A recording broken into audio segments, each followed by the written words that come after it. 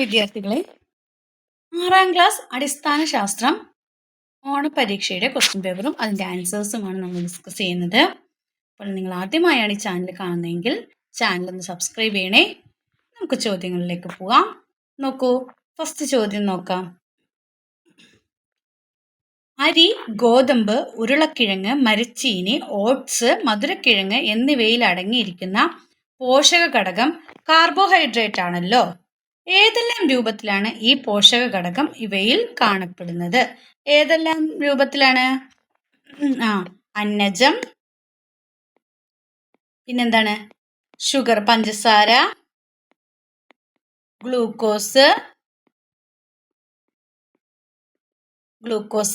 Cellulose, നാരുകൾ അല്ലെങ്കിൽ fibres അല്ലേ? അപ്പോൾ ഷുഗർ, ഗ്ലൂക്കോസ്, സെല്ലുലോസ്, ഫൈബേഴ്സ് അല്ലേ? അപ്പോൾ ഈ രൂപത്തിലൊക്കെയാണ് ഇതിൽ കാണപ്പെടുന്നത്. ഇനി നെക്സ്റ്റ്, നാഡികളുടെ ശരിയായ പ്രവർത്തനത്തിന് സഹായിക്കുന്ന വിറ്റാമിൻ അടങ്ങിയ ഭക്ഷ്യവസ്തുക്കൾ ഏതൊക്കെയാണ്? മട്ട റൈസ് അല്ലേ? മട്ടയരി, ചീര, സ്പിനാച്ച്, നിലക്കടല, ബദാം, മുട്ട, പാൽ, നെയ്യ്. ഇതിലേതെങ്കിലുമൊക്കെ എഴുതിയാൽ നിങ്ങൾക്ക് മാർക്ക് കിട്ടും. നാഡികളുടെ ശരിയായ പ്രവർത്തനത്തിന് സഹായിക്കുന്ന വിറ്റാമിൻ അടങ്ങിയ ഭക്ഷ്യവസ്തുക്കൾ ഇതൊക്കെയാണ്. ഇനി നെക്സ്റ്റ് ക്വസ്റ്റ്യൻ. താഴെ നൽകിയിരിക്കുന്ന പ്രസ്താവന മനസ്സിലാക്കി ശരിയായ കാരണം തിരഞ്ഞെടുത്ത് എഴുതാനാണ് പറഞ്ഞിരിക്കുന്നത്. പ്രസ്താവന: എല്ലാ സ്കൂൾ കുട്ടികൾക്കും ആഴ്ചയിലൊരിക്കൽ അയൺ ഗുളിക നിർബന്ധമായും വിതരണം ചെയ്യുന്നു. കാരണം അയൺ ഗുളിക പോഷക സമൃദ്ധമാണ്. അത് കുട്ടികളുടെ വളർച്ചയെ ത്വരിതപ്പെടുത്തുന്നു. 2, രക്തത്തിൽ ഹീമോഗ്ലോബിന്റെ നിർമ്മാണം തടസ്സപ്പെടുത്തുന്നതിനാൽ അയൺ ഗുളിക കഴിക്കുന്ന കുട്ടികൾക്ക് വിളർച്ച ഉണ്ടാകുന്നില്ല. 3, രക്തത്തിൽ ഹീമോഗ്ലോബിന്റെ നിർമ്മാണത്തിൽ പ്രധാന പങ്ക് വഹിക്കുന്നതിനാൽ അയൺ ഗുളിക കഴിക്കുന്നവർക്ക് വളർച്ച ഉണ്ടാകില്ല. 4, അയൺ ഗുളിക ഓക്സിജന്റെ അളവ് വർദ്ധിപ്പിക്കുകയും രക്തയോട്ടത്തിന്റെ വേഗത കൂട്ടുകയും ചെയ്യുന്നു. ഇതിലേതാണ് ശരി? 3 മാത്രമാണ് ശരിയായിട്ടുള്ളത്. മൂന്നാമത്തെ ഓപ്ഷൻ എന്താണ്? രക്തത്തിൽ ഹീമോഗ്ലോബിന്റെ നിർമ്മാണത്തിൽ പ്രധാന പങ്ക് വഹിക്കുന്നതിനാൽ അയൺ ഗുളിക കഴിക്കുന്നവർക്ക് വിളർച്ച ഉണ്ടാവില്ല, അനീമിക് ആവില്ല എന്നുള്ളതാണ്. അപ്പോൾ 3 മാത്രമാണ് ഇതിൽ ശരിയായിട്ടുള്ളത്. ഓപ്ഷൻ ബി ആണ് ഉത്തരം. രണ്ടാമത്തെ ക്വസ്റ്റ്യൻ നോക്കാം. പഠന പ്രവർത്തനങ്ങളുടെ ഭാഗമായി വൈദ്യുതകാന്തം നിർമ്മിക്കാൻ ശ്രമിക്കുകയാണ് കുട്ടികൾ. ഇലക്ട്രോമാഗ്നറ്റ് നിർമ്മിക്കാൻ ശ്രമിക്കുകയാണ് കുട്ടികൾ. അതിനായി കുട്ടികൾ കൊണ്ടുവന്ന ചില സാധനങ്ങളാണ് ചുവടെ കൊടുത്തിരിക്കുന്നത്. ഇവ കൂടാതെ എന്തെല്ലാം വസ്തുക്കൾ കൂടി ഉൾപ്പെടുത്തിയാൽ വൈദ്യുതകാന്തം നിർമ്മിക്കാനാവും? അതിന്റെ നിർമ്മാണ രീതി എഴുതാനാണ് പറഞ്ഞിരിക്കുന്നത്. എന്തൊക്കെ വേണം? ചെമ്പ് കമ്പി വേണം, കണക്ടർ വേണം അല്ലേ? മുട്ടുസൂചി വേണം, ഇതൊക്കെ വേണം അല്ലേ? ഇതൊക്കെ ഉപയോഗിച്ചിട്ട് വേണം ചെയ്യാൻ വേണ്ടിയിട്ട്. പിന്നെ നിർമ്മിച്ച കാന്തത്തിന്റെ കാന്തശക്തി പരിശോധിക്കുന്നതിന് ഒരു പരീക്ഷണം ആസൂത്രണം ചെയ്യുക. അപ്പോൾ ഒരു പരീക്ഷണം എഴുതാനാണ് പറഞ്ഞിരിക്കുന്നത്. ഇനി മൂന്നാമത്തെ ക്വസ്റ്റ്യൻ. കാന്തവുമായി ബന്ധപ്പെട്ട 4 പ്രസ്താവനകളാണ് താഴെ നൽകിയിരിക്കുന്നത്. ശരിയായ പ്രസ്താവന ഏതാണെന്നാണ് ചോദിച്ചിരിക്കുന്നത്. ഒരു സ്ഥിരകാന്തവുമായി ചേർന്നിരിക്കുന്ന ആണി മുട്ടുസൂചിയെ ആകർഷിക്കുന്നതിനാൽ ആണിയും സ്ഥിരകാന്തമാണ്. 2, ലോഡ്സ്റ്റോൺ സ്ഥിരകാന്തമാണ്. 3, കാന്തങ്ങളുടെ വിജാതീയ ധ്രുവങ്ങൾ വികർഷിക്കുകയും സജാതീയ ധ്രുവങ്ങൾ ആകർഷിക്കുകയും ചെയ്യുന്നു. 4, കാന്തങ്ങളുടെ സജാതീയ ധ്രുവങ്ങൾ വികർഷിക്കുകയും വിജാതീയ ധ്രുവങ്ങൾ ആകർഷിക്കുകയും ചെയ്യുന്നു. ഇതിൽ ഓപ്ഷൻ ഡി ആണ് ശരിയായിട്ടുള്ളത്. പ്രസ്താവന 2ഉം 4ഉം ശരിയാണ്. ഏതാണ്? 2ഉം 4ഉം ശരിയായിട്ടുള്ളതാണ്. ഓപ്ഷൻ ഡി ആണ്. മൂന്നാമത്തെ ക്വസ്റ്റ്യൻ. രൂപം നൽകുക എന്നത് അസ്ഥികൂടത്തിന്റെ ഒരു ധർമ്മമാണ്. അസ്ഥികൂടത്തിന്റെ മറ്റു 2 ധർമ്മങ്ങൾ കൂടി എഴുതാനാണ് പറഞ്ഞിരിക്കുന്നത്. ഒന്ന് എന്താണ്? ശരീരത്തിന് സ്ട്രെങ്ത് അല്ലേ? ബോഡിക്ക് സ്ട്രെങ്ത് നൽകുന്നു, ഷേപ്പ് നൽകുന്നു അല്ലേ? അതുപോലെ ശരീരത്തിന് എന്തൊക്കെയാ നൽകുന്നത്? ഉറപ്പും സ്ട്രെങ്ത്തും, പിന്നെന്താണ്? ഷേപ്പും നൽകുന്നു, സ്ട്രെങ്ത്തും നൽകുന്നു. പിന്നെന്താണ്? നമ്മുടെ ഇന്റേണൽ ഓർഗൻസിന് പ്രൊട്ടക്ഷൻ നൽകുന്നു അല്ലേ? അതായത് ആന്തരിക അവയവങ്ങൾക്ക് സംരക്ഷണം നൽകുകയും ചെയ്യുന്നു. അപ്പൊ എന്താണ്? ശരീരത്തിന് ഉറപ്പ്, പിന്നെന്താണ്? ആകൃതി, പിന്നെ നമ്മളുടെ ആന്തരിക അവയവങ്ങൾക്ക് സംരക്ഷണം നൽകുന്നു, അതായത് ഇന്റേണൽ ഓർഗൻസിന് പ്രൊട്ടക്ഷൻ നൽകുകയും ചെയ്യുന്നു അല്ലേ. പ്രൊട്ടക്ഷൻ ഓഫ് ഇന്റേണൽ ഓർഗൻസ് അതും നിങ്ങൾക്ക് എഴുതാം. അപ്പോൾ സ്ട്രെങ്തനിങ് ഓഫ് ബോഡി, പിന്നെന്താണ് ബോഡി ഷേപ്പ്, പിന്നെന്താണ് internal organs, protection of internal organs. ഇനി ഈ ക്വസ്റ്റ്യൻ മനുഷ്യന്റെ ശരീരഭാഗവും അവയിലെ അസ്ഥികളുടെ എണ്ണവും ഉൾപ്പെടുത്തിയ പട്ടികയാണ് താഴെ കൊടുത്തിരിക്കുന്നത്. വിട്ടുപോയ ഭാഗങ്ങൾ എഴുതാനാണ് പറഞ്ഞിരിക്കുന്നത്. നട്ടെല്ല് 33. ഇനി വാരിയെല്ല് എന്ന് പറയുന്നത് എത്രയാണ്? 24. അടുത്ത 22 എണ്ണമുള്ളത് ഏതാണ്? തലയോട്, സ്കള്ളാണ് അല്ലേ, തലയോട്. നെക്സ്റ്റ് ഒരു കാലിൻ്റെ 31. നെക്സ്റ്റ് ഒരെണ്ണം ഉള്ളത് മാറല്. ഇനി സി ക്വസ്റ്റ്യൻ നോക്കാം. അസ്ഥിസന്ധിയുമായി ബന്ധപ്പെട്ട 3 പ്രസ്ഥാനങ്ങളാണ് ചുവടെ കൊടുത്തിരിക്കുന്നത്. ശരിയായ പ്രസ്താവന എഴുതാനാണ് പറഞ്ഞിരിക്കുന്നത്. ഏറ്റവും കൂടുതൽ ചലന സ്വാതന്ത്ര്യമുള്ള അസ്ഥിസന്ധിയാണ് വിജാഗിരി സന്ധി. തലയോട്ടിലെ അസ്ഥിസന്ധികളിൽ അധികവും ചലനശേഷി ഇല്ലാത്തവയാണ്. ഇടുപ്പല്ലിൽ തുടയെല്ല് ചേർന്നിരിക്കുന്ന സന്ധി വിജാഗിരി സന്ധിയാണ്. ഇതിൽ ഓപ്ഷൻ സി ആണ്, 2 മാത്രമാണ് ശരിയായിട്ടുള്ളത്. 4ാമത്തെ ക്വസ്റ്റ്യൻസിലേക്ക് പോവാം. 4ാമത്തെ ക്വസ്റ്റ്യൻസിൽ മിതമായ അളവിൽ കൊളസ്ട്രോൾ ശരീരത്തിന് ആവശ്യമാണ്. എന്തുകൊണ്ട്? കൊളസ്ട്രോൾ അധികമായാൽ ഉണ്ടാകുന്ന ആരോഗ്യ പ്രശ്നങ്ങൾ എന്തെല്ലാം? നിങ്ങൾ കൊളസ്ട്രോളിനെ കുറിച്ചൊക്കെ ഒരുപാട് കേൾക്കുന്നതാണ് അല്ലേ. അപ്പോൾ നമ്മുടെ കൊഴുപ്പിൽ അടങ്ങിയിട്ടുള്ള വിറ്റാമിനുകളാണ് ഏത്? കൊഴുപ്പിൽ അടങ്ങിയിട്ടുള്ള വിറ്റാമിനുകളാണ് ഏതൊക്കെ? എ, ഡി വിറ്റാമിൻസ് ആണ് ഏതൊക്കെ? A, D, E, K. ഏതൊക്കെയാണ്? എ, ഡി, ഇ, കെ എന്നിവ. ഇത് ഇപ്പൊ കൊഴുപ്പിൽ അടങ്ങിയിരിക്കുന്നതല്ല, കൊഴുപ്പിൽ ലയിക്കുന്ന വിറ്റാമിനുകളാണ് ഏതൊക്കെ? A, D, E, K. കൊഴുപ്പിൽ ലയിക്കുന്ന വിറ്റാമിനുകളാണ്, അതായത് സോലുബിൾ ആവുന്ന വിറ്റാമിനുകളാണ് എ, ഡി, ഇ, കെ എന്ന് പറയുന്നത്. ഇത് കൊഴുപ്പില്ലെങ്കിൽ ശരീരത്തിലേക്ക് ആഗിരണം ചെയ്യപ്പെടുകയില്ല. അതായത് ഇത് ഈ വിറ്റാമിൻ ഇത് കൊഴുപ്പില്ലെങ്കിൽ എന്ത് ചെയ്യില്ല, ഈ എ, ഡി, ഇ, കെ എന്ന് പറയുന്ന വൈറ്റമിൻസ് ശരീരത്തിലേക്ക് അബ്സോർബ് ചെയ്യപ്പെടുകയില്ല. ഇപ്പോൾ കൊളസ്ട്രോൾ അധികമായാൽ അതെന്ത് ചെയ്യും?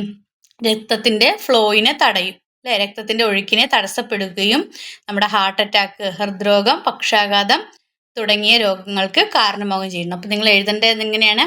അപ്പോൾ കൊഴുപ്പിൽ ലയിക്കുന്ന വിറ്റാമിനുകളായ എ, ഡി, ഇ, കെ എന്നിവ കൊഴുപ്പില്ലാതിരിക്കുന്ന അവസ്ഥയിൽ എന്ത് ചെയ്യും? ശരീരത്തിലേക്ക് അബ്സോർബ് ചെയ്യപ്പെടില്ല, ആഗിരണം ചെയ്യപ്പെടില്ല. കൊളസ്ട്രോൾ അധികമായാൽ അത് ശരീരത്തിൻ്റെ ഒഴുക്കിനെ തടസ്സപ്പെടുത്തുകയും ഹൃദ്രോഗം, പക്ഷാഘാതം തുടങ്ങിയ ഗുരുതര രോഗങ്ങൾക്ക് കാരണമാവുകയും ചെയ്യും. അപ്പോൾ അതാണ് അതിൻ്റെ ഉത്തരമായിട്ട് എഴുതേണ്ടത്. ഇനി ബി ക്വസ്റ്റ്യൻ നോക്കാം. കാർട്ടൂൺ ശ്രദ്ധിക്കൂ. എന്താ അമ്മയെ അവിയൽ തുറന്നു വെച്ച് പാചകം ചെയ്യുന്നത്? ഇത് ശരിയായ രീതിയാണോ? കുട്ടി അമ്മയോട് ഇങ്ങനെ ചോദിക്കാനുണ്ടായ കാരണം എന്ത്? ആഹാര സാധനങ്ങൾ പാകം ചെയ്യുമ്പോൾ പോഷക മൂല്യങ്ങൾ നഷ്ടപ്പെടാതിരിക്കാൻ എന്തെല്ലാം കാര്യങ്ങൾ ശ്രദ്ധിക്കണം എന്നാണ് ചോദിച്ചിരിക്കുന്നത്. അതായത് അപ്പോൾ പോഷക മൂല്യം നഷ്ടപ്പെടാതിരിക്കാൻ നമ്മൾ എന്ത് ചെയ്യണം? അടച്ചു വെച്ച് വേവിക്കുക അല്ലേ. അതിൻ്റെ പോഷക മൂല്യം നഷ്ടപ്പെടാതിരിക്കാൻ അടച്ചു വെച്ച് വേവിക്കുക. പച്ചക്കറികൾ കഴുകിയതിനു ശേഷം മാത്രം നമ്മൾ എന്ത് ചെയ്യണം? മുറിക്കണം. അതായത് മുറിച്ചിട്ട് കഴുകരുത്, പച്ചക്കറികൾ കഴുകിയതിനു ശേഷം മാത്രം മുറിക്കുക. അതുപോലെ പോഷകമൂല്യം നഷ്ടപ്പെടാതിരിക്കാൻ അടച്ചു വച്ച് വേവിക്കുക. അതുപോലെ അമിതമായി വേവിക്കാതിരിക്കുക. പിന്നെ വേവിച്ച വെള്ളം നമ്മൾ എന്ത് ചെയ്യരുത്? ഊറ്റി കളയരുത്. വേവിച്ച വെള്ളം ഊറ്റിക്കളയരുത്, കൂടുതലായിട്ട് വേവിക്കാനും പാടില്ല. അപ്പം ഇതിലേതെങ്കിലുമൊക്കെ എഴുതിയാൽ ഉത്തരം ശരിയാണ്.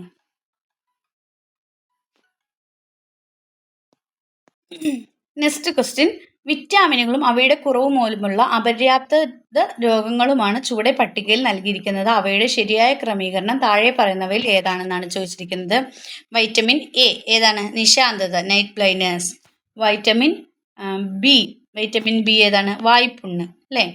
അടുത്തത് വൈറ്റമിൻ സി എന്ന് പറയുന്നത് ഡി, സ്കാവി.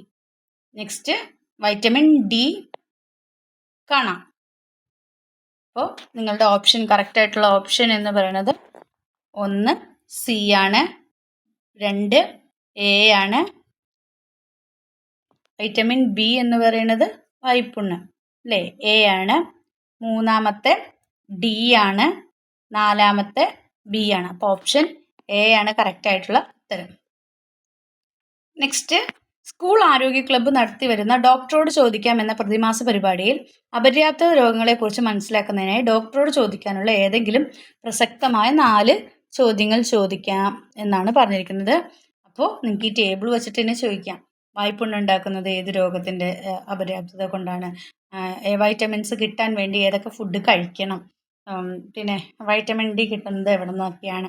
അങ്ങനെ നിങ്ങൾക്ക് ഇഷ്ടമുള്ള ഒരു 4 ചോദ്യങ്ങൾ ഈ ഇതിനെക്കുറിച്ച് ചോദിക്കാം. ഈ മുകളിലത്തെ ടേബിൾ വെച്ചിട്ട് തന്നെ നമുക്ക് ചോദിക്കാവുന്നതാണ്. ഇനി ബി ക്വസ്റ്റ്യൻ, വെണ്ടക്ക മുറിച്ചപ്പോൾ അത് വഴുവഴുപ്പ് കണ്ടു കുട്ടി വെണ്ടക്കയിൽ ധാരാളം കൊഴുപ്പ് അടങ്ങിയിട്ടുണ്ടെന്ന് അഭിപ്രായപ്പെട്ടു.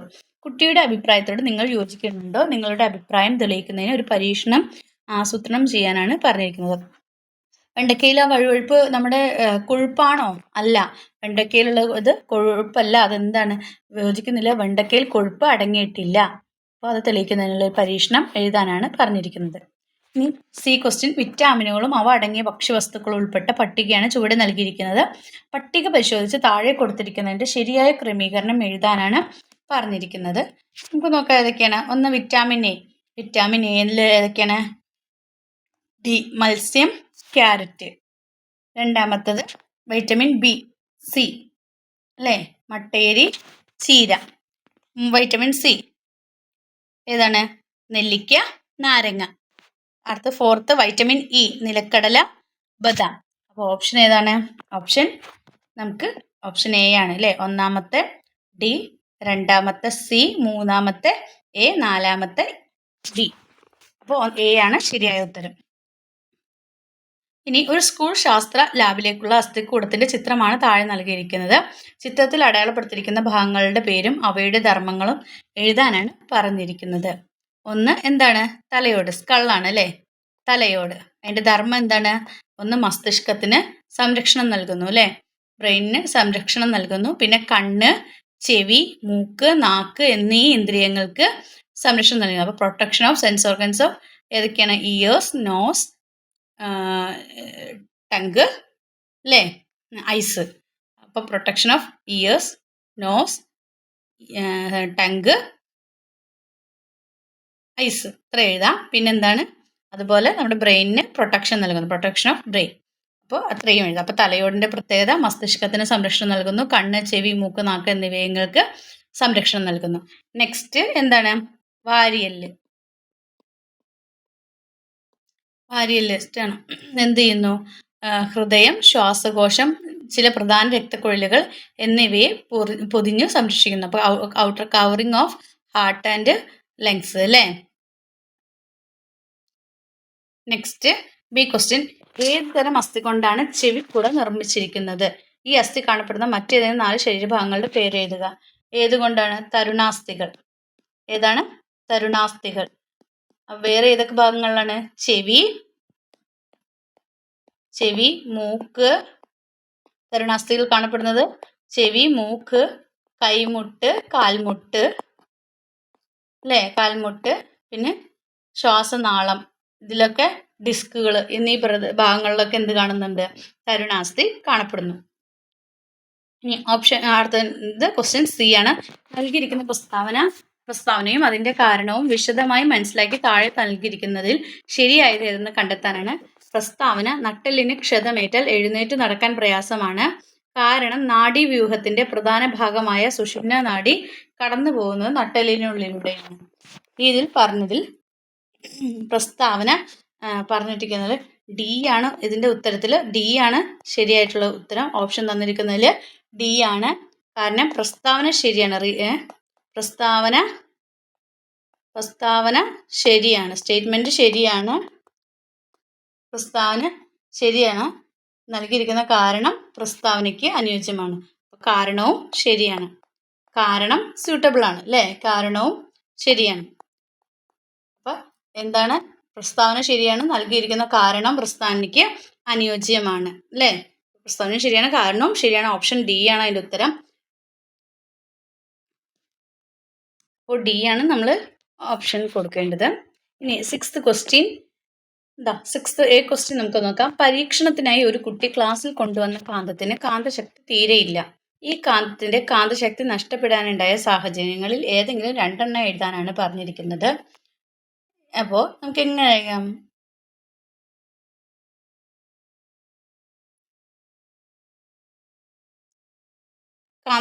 കാന്തശക്തി നഷ്ടപ്പെടാനുണ്ടായ 2 സാഹചര്യങ്ങളൊന്ന് പറയാം.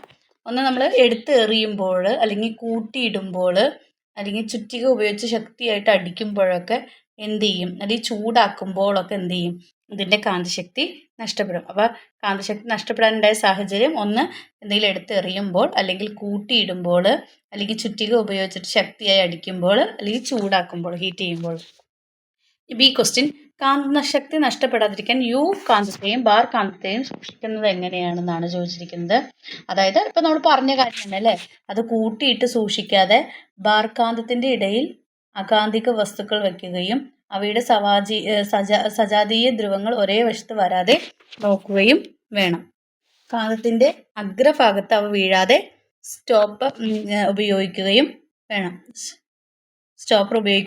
വേണം. യു കാന്തത്തിൻ്റെ അഗ്രഭാഗത്ത് സ്റ്റോപ്പർ ഉപയോഗിച്ച് സംരക്ഷിക്കുകയും വേണം. അപ്പം എങ്ങനെയാണ്?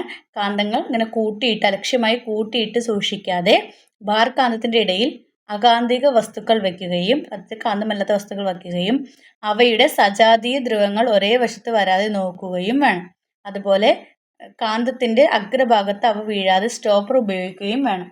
യു കാന്തത്തിൻ്റെ അഗ്രഭാഗവും സ്റ്റോപ്പർ ഉപയോഗിച്ച് സംരക്ഷിക്കുകയും ചെയ്യണം. അതിപ്പോൾ നമുക്ക് മേലി പറഞ്ഞതുപോലെ തന്നെ നമുക്ക് എഴുതാവുന്നതാണ്. ഇനി സി ക്വസ്റ്റ്യൻ, കാന്തങ്ങളുടെ ചിത്രങ്ങളും അവയുടെ പേരുകളും അടങ്ങിയ പട്ടികയാണ് ചുവടെ നൽകിയിരിക്കുന്നത്. ശരിയായ കൂട്ടം കണ്ടെത്തി എഴുതാനാണ് പറഞ്ഞിരിക്കുന്നത്. നമുക്ക് നോക്കാം. ഒന്നാമത്തെ ഏതാണ്? ഒന്നാമത്തെ സി അല്ലേ, ഓവൽ കാന്തം. രണ്ടാമത്തെ ഏതാണ്? യു കാന്തം. യു കാന്തല്ല,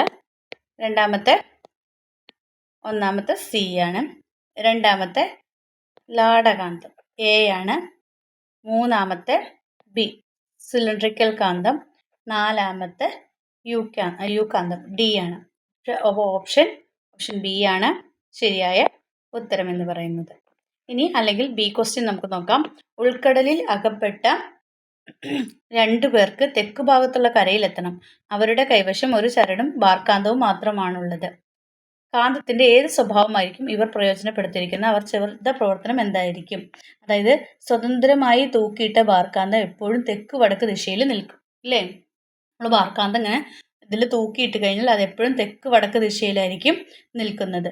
ഒരു ബാർക്കാന്തത്തിന്റെ മധ്യഭാഗത്ത് നൂല് കെട്ടി സ്വതന്ത്രമായി തൂക്കിയിട്ട് കാന്തത്തിന്റെ ചലനം നിലയ്ക്കുമ്പോൾ അതിന്റെ ധ്രുവങ്ങൾ ഏത് ദിശയിലേക്ക് നിൽക്കുന്നത് ഏതായിരിക്കും? അവയാണ് ഉത്തര ദക്ഷിണ ധ്രുവത്തെ പ്രതിനിധാനം ചെയ്യുന്നത്.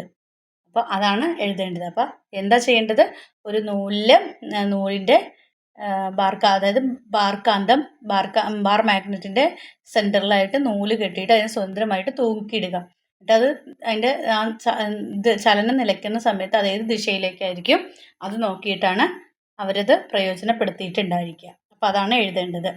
ബി ക്വസ്റ്റ്യൻ, അവരുടെ കയ്യിൽ നിന്ന് ബാർക്കാന്തം താഴെ വീണ ഏകദേശം 2 തുല്യ വലുപ്പമുള്ള കഷ്ണങ്ങളായി മുറിഞ്ഞു. ഓരോ കഷ്ണത്തിനും എത്ര ധ്രുവങ്ങൾ ഉണ്ടായിരിക്കും? അവ ചിത്രീകരിക്കുക എന്നാണ് പറഞ്ഞിരിക്കുന്നത്. അപ്പോൾ മുറിഞ്ഞു മാറിയ ഓരോ കഷ്ണത്തിനും 2 ധ്രുവങ്ങൾ ഉണ്ടായിരിക്കും അല്ലേ?